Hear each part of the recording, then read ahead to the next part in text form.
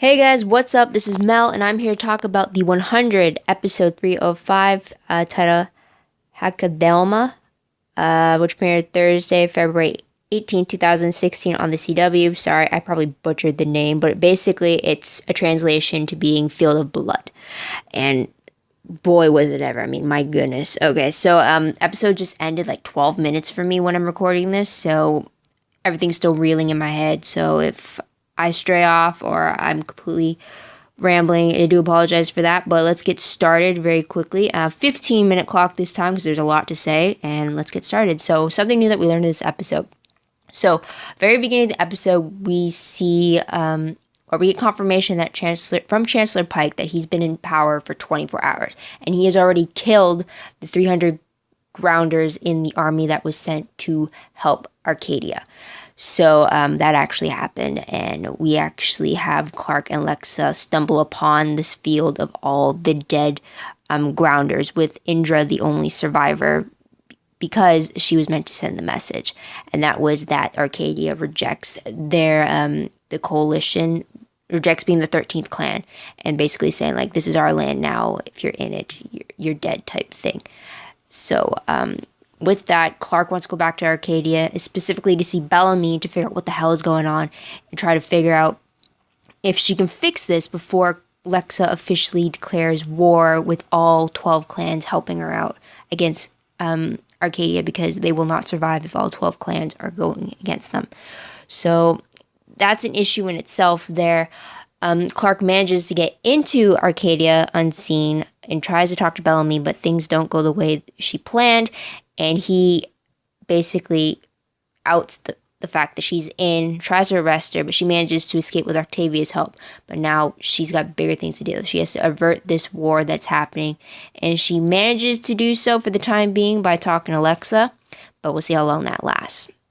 But Clark isn't the only one that appears in Arcadia. We have Jaha returning with his ally pack, and he has come to recruit more people into the City of Lights, and he focuses on Raven. And eventually she does give in, and she does take the City of Light pain pill thingy, and she experiences, after a few strides in her limped walk, that she's actually started walking normally without any pain, and then which surprises her, and then she sees Allie. So that's it for Raven and Jaha. We also see Lincoln getting locked up when he tries to stop the grounders from medical being kicked out of Arcadia, but instead he gets locked up as well. And also, we do see Murphy and Amori again. We actually get a kiss between them in this episode. But we see them trying to steal from unsuspecting grounders that stumble upon Murphy trying to play dead in the makeshift road. It kind of reminded me of Damon Salvatore from the Vampire Diaries, how his usual trick is laying in the middle of the road until like a car comes up, and then it stops, and then the driver comes out to check if he's all right or not. It kind of reminded me of that, except like old school style, like how Catherine did it in episode 113 back in 1864. So I'm just saying it definitely brought that back to mind, but they're trying to do that, but eventually it caught up with them. A few grounders are actually looking for them specifically to get their stuff back or get retribution or something, but they stop from killing Murphy because they found one of the City of Light pills with him. They associate it with having the sacred symbol on it, and it looked like an infinity sign. So that's kind of Murphy's saving grace. So now he's in their hands, and Maurice has to try to like trail behind without giving her location away. So there's that recap. But what is the most shocking moment of the episode? Bellamy betraying Clark with the whole handcuff thing and trying to bring her into Pike. And I'll get right into that right now, because top 3 favorite moments. First one has to be Bellamy and Clark. And seriously, guys, I am completely torn in how I feel about this. It's just, okay, here's my mindset. First of all, I like that there was a fight, and then I like there was a comforting scene between them, because initially, Bellamy he's basically not hearing Clark. She wants to talk about how they could fix this, how can they avert the war, but Bellamy's he basically says that she has no right calling the shots anymore, because not only is she been gone for a few months, she doesn't know what's been going on, she's left her responsibilities as leader, and yet she's walking as if she still has that position. Bellamy's not having that anymore. And he's upset that she just thinks that she can just pick off where she left off. And essentially, he actually tells her that he's furious that she left him behind, that she chose the Grounders over their own people. So it's very clear that Bellamy is upset with Clark. And I think in this episode, it truly hits her just what her leaving did to everyone in Arcadia, especially to him. So I really like the fact that all that anger and all that resentment, it was voiced between the two of them. And I really like that. It was a long time coming, and I'm very glad it happened. Don't get me wrong. Now, when Clark actually breaks down to the fact that she realizes that I actually did this, me leaving didn't do anything better, it actually hurt people like Bellamy. She even said like the only reason she left was because she knew that they still had him to hold the fort down. So when she kind of breaks down, you see him stall, and it's like all of his anger just leaves him, and he goes to her side, he takes her hand, and they apologize to each other, and they have this moment, this shared moment between them, and I love that. Oh my God, it's like, yes, you're finally on the right track, you're making progress, and then he ruins it by whipping out the handcuffs and cuffing her to the table. I'm like, what the hell, Bellamy? It's like, was that just all a ploy? Was that apology even real? It's like, what are you doing? You do not betray Clark after everything you guys have been through. It's just like, what the hell? So it's like, who is this guy? It's not even the Bellamy we knew in season 1 when he was at odds with Clark. No, this is like a completely different Bellamy for some reason when he's with Clark. And like, I also love the fact that when she was trying to convince Lexa to let her go see Bellamy, Clark has this faith in Bellamy. She knows that she can talk to him. She can reason with him and let him see that they don't want a war. They've tried this whole time to avert having a war. And unfortunately, it doesn't go her way. But it has me so torn because on the one hand, I love it when these two share scenes together. And I love it that they had that fight because they need to hash things out. They really have to confess to each other just what the actions of the other was doing to them. So it's kind of like that point. I like the fact that they came up with the fight, and then to have it end with him holding her hand, and then to have it ruined with the handcuffs. That was like, that part I didn't like. I could have gone without the whole handcuff thing. Everything else was great. Handcuffs, no. And then later on when he's escorting her to Chancellor Pike, and then like he won't let her go, and he's saying, believe it or not, I'm doing this for your own good and stuff like that. And then when she sees the opportunity to get out of Bellamy's grasp is because she tasers him. I swear the look in Clark's eye was like, I don't want to do this. Don't make me do this. And then like she still does it because she knows she has to, because if she is put in the hands of Pike, who knows what he's going to do to Clark, who he will easily see as a sympathizer to the Grounders, which he's not having. So it's like, I don't even know. I'm like completely torn. It's like on the one hand, I'm glad like the fight happened, the comfort happened, the fact that they got to share scenes together, and it's like, no. And then it's like handcuffs and tasers. It's like, oh my God. It's like, I knew that hug that they teased in the season 3 promo wasn't going to happen in this episode, just from where like they stood when they last saw each other. But it's like, it's like so far off. It's like, how could they have diverted so far from each other than where we last saw them reunited in 302, where he was anxious and on edge to get to her, to save her, and then I want that feeling I had at 302 when they reunited again. It's just, so much has happened, it seemed, and Pike is ruining it because he's getting in between the two of them, and I'm just gonna end it there. So moving on, next favorite moment has to be Clark's speech to Lexa about leading the clans in a different direction. They've always ruled against the creed of blood must have blood. And Clark points out, thankfully, that it just leads them into a very bloody cycle. If blood must have blood, one person kills, and you have to kill the killer, but then you killed the killer, so you have to kill that killer, and it's just a very vicious cycle going over and over again.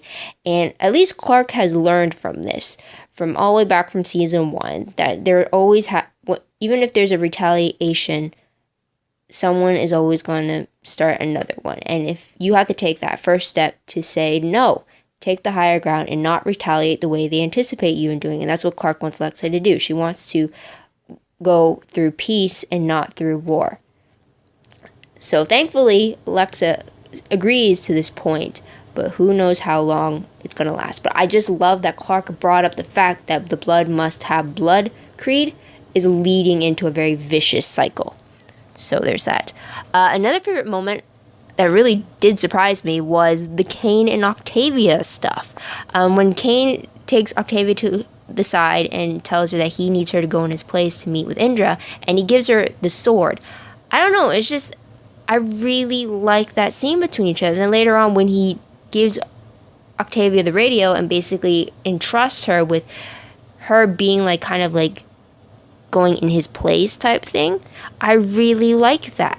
I just don't know why. It's just, I'm excited to see how that dynamic continues, because the last time we saw them in scenes together separately, I think it was in 210. So I'm really hoping to see how this moves forward, because I definitely liked it for sure. I don't know why, I just like the atmosphere of it. It was fantastic. It's like, I don't know, I felt like for some reason it was like Cain could either be a mentor, a good friend, the awesome uncle, or he could be the father figure that Octavia never had, if you don't count Bellamy as the father figure, because he kind of filled every role of a family member in Octavia's life. So there's that.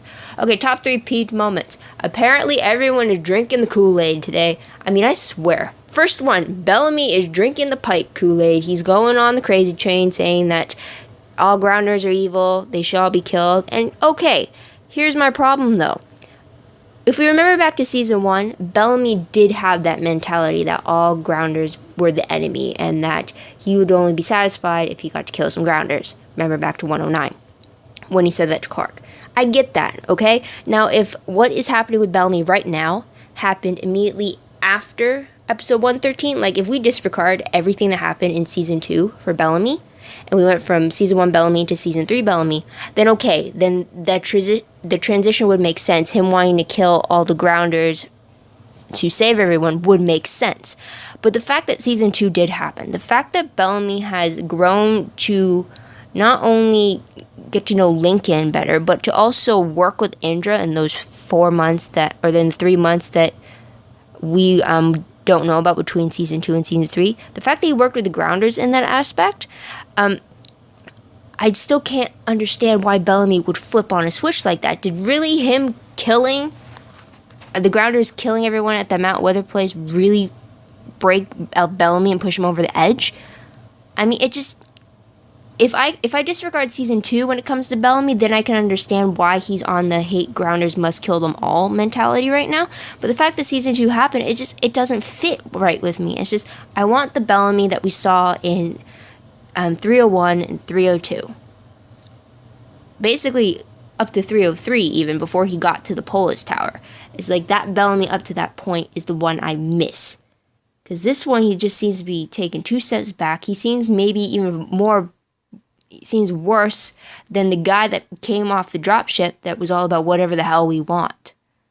It's just, I don't know. Bellamy, you're really, really peeving me off right now. I don't know how else to say it, and it's because you're drinking the Pike Kool-Aid. Get off the Kool-Aid, man. Get off the Kool-Aid. And also, second peeved moment, Raven drank the City of Light Kool-Aid, or Jaha Kool-Aid, or whatever crazy train stuff you want to talk about. Raven was so good at keeping her resistance and everything about believing that a pill cannot take away your pain. She's stuck with her pain. She has to deal with the pain, everything like that. And then she caves and takes the stupid pill that she knows nothing about. Yes, I understand that she has this unbearable pain in her leg and she feels useless and she feels less of the woman she was before when she fell to the ground.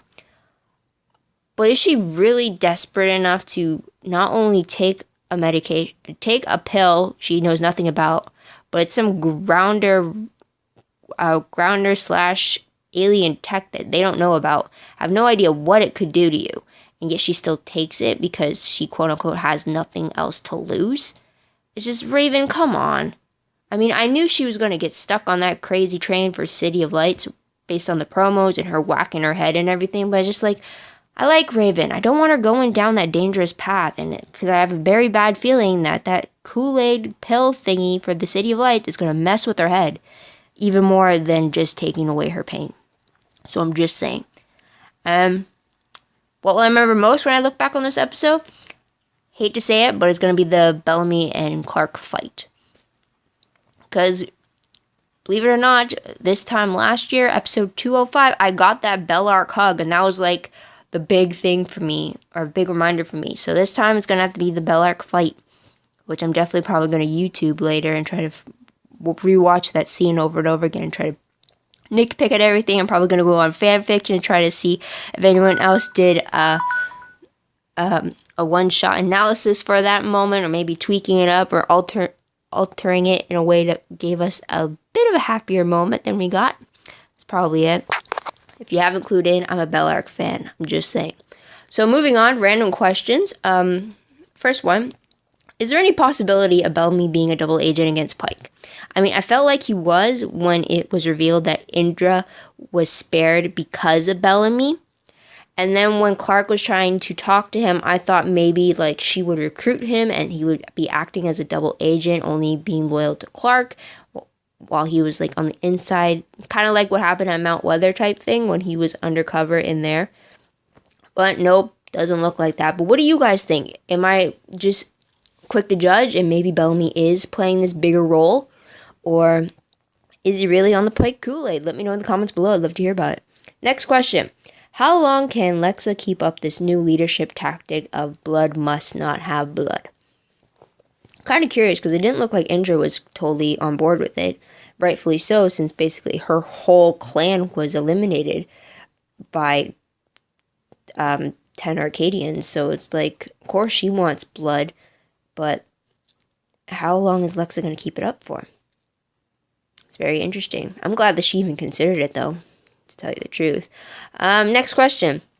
Now that Raven took the City of Light pill, does that mean that Allie will never leave her alone? We did see in this episode that even though Jaha was talking to Pike, it seemed like Jaha can still hear Allie with her commentary about how Pike was taking everything that Jaha was saying. And I think if he could, Jaha would have still talked to Pike and Allie if he didn't want to scare Pike off. So is that going to be the same thing for Raven now? Is she always going to see Allie? And is she always going to have access to her, vice versa? It's still a mystery how that pill works, for sure. Also, once you take the pill, though, does it ever wear off? Like normally with regular medications, after a few hours or so, it will wear off. But with this pill, does it ever wear off? Does she have to take repeated doses, or is the one pill enough to hook you onto whatever crazy system the City of Light works in? Let me know in the comments below about your theory. That one for sure, I need some clarifications, or I need answers for to understand it. So moving on to predictions, based off the 306 promo, next episode, we see Abby trying to figure out what the City of Light pills are really doing to the people who take them. She definitely notices that it's eliminating more than just pain within the people who take it. And it looks like Jasper is interested as well, as he notices a change in Raven. So overall predictions, though, I believe the 12 clans will probably resist Lex's new rule of blood must not have blood. To what extent, it's unclear yet, but it's definitely going to be resistance. Maybe Asgeda more than ever, or is Asgeda part of the 12 clan coalition? I think they are. So if they are, then they might be the ones that are most resistant to the no blood for blood thing. Next prediction is that Bellamy is going to be on the wrong side of things because Pike is going to destroy things and make more enemies for the people of Arcadia, which will get the people of Arcadia doubting their decision to vote him as the Chancellor. I hope we see a lot of doubts happening. I just love it when people come to realize that they made a mistake when they were so firm in what they were believing in. I only like that in stories, just to be clear. because it's just sad when that happens in real life. So, yeah. But it seems like something really big is going to have to happen to Bellamy before he figures out that that side of the pike is wrong. And that's probably going to be when Bellamy kicks his ass, like seen in the season 3 trailer that was released a while ago. So I'm still looking forward to that moment too, because I want Bellamy to smack out of being under the pike Kool-Aid nonsense for sure. Keep saying that a lot. It's amusing to say for some reason. Okay, not prediction though, but Tumblr news, people. A few days ago when I was trying to catch up on all the things I've missed, and since the past week has been crazy, I came across 2 Tumblr posts about possible spoilers in this season. First one is that I saw a post that confirmed from Jason Rothenberg himself that there was a Bellark moment happening later on in season 3. Led to believe that it's going to be a Bellark kiss. I'll leave a link for that post down below and you can make your own decisions about it. But I freaked out when I saw that on my post and I just had to share it. I'm like, if this is for real, then I can't wait for this to happen. They can go through every kind of shit possible, and as long as I get that Bellark moment, that kiss, if you will, then it better not be a cheek kiss either, because that's just going to be a very bad tease and I'll be annoyed. But as long as I get that moment, then okay. Okay.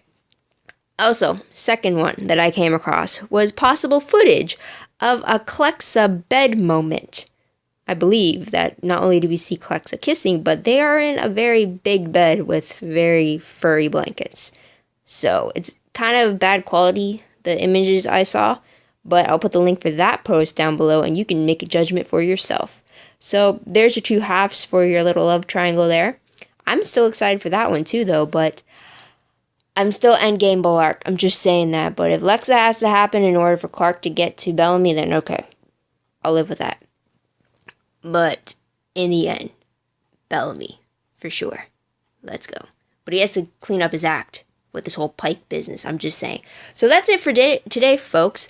What did you guys think of the episode? Did you like what happened? Is it what you expected? Let me know in the comments below. I'd love to hear about it. Any thoughts, theories, opinions, all that. Looking forward to hearing from it. Comment. Don't forget to like this video, subscribe to my channel, and check out my other videos.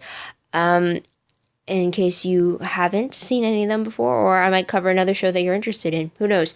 Also, like I mentioned, Tumblr. Check it out.